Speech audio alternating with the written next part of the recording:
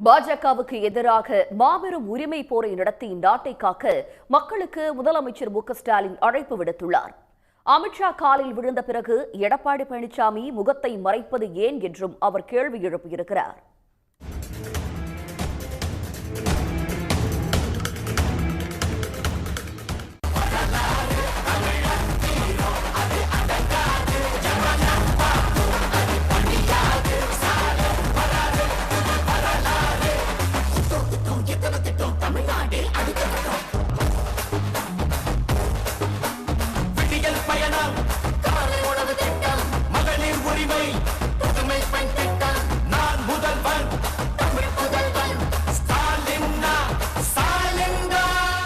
கரூர் கோடாங்கிப்பட்டியில் கொட்டுமழைக்கு இடையே திமுக முப்பெரும் விழா கோலாகலமாக நடைபெற்றது.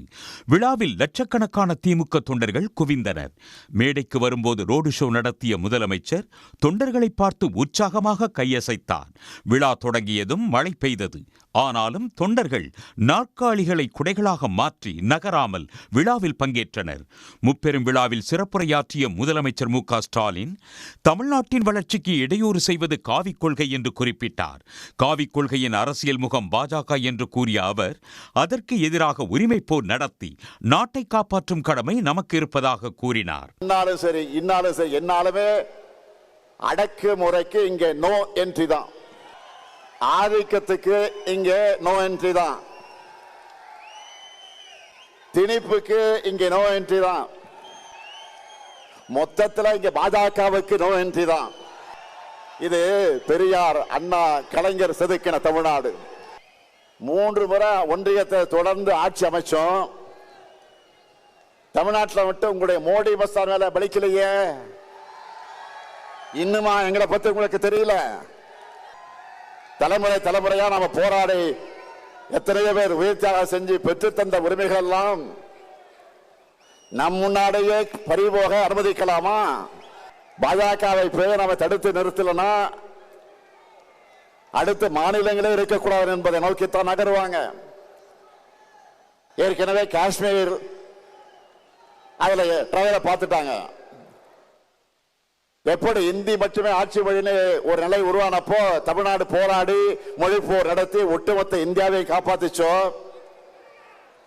அதே மாதிரி இப்போ ஒரு உரிமை போரை நடத்தி நாட்டை காப்பாற்ற வேண்டிய வரலாற்று கடமை நமக்கு இருக்கு. நாம் இதை செய்யலன்னா நம்ம குழந்தைகளுடைய எதிர்காலம் என்ன ஆகும்? இதுக்கு போராடவில்லை என்று சொன்னால் எதற்கு போராடுவது? இதுதான் முக்கியம். இந்த போராட்டத்தில் முன்கள வீரனா உங்க கூட 23 வயசுல எமர்ஜென்சி எடுத்து ஜெயிலுக்கு போன இந்த முத்துவேல் கருணாநிதி ஸ்டாலின் இருக்க.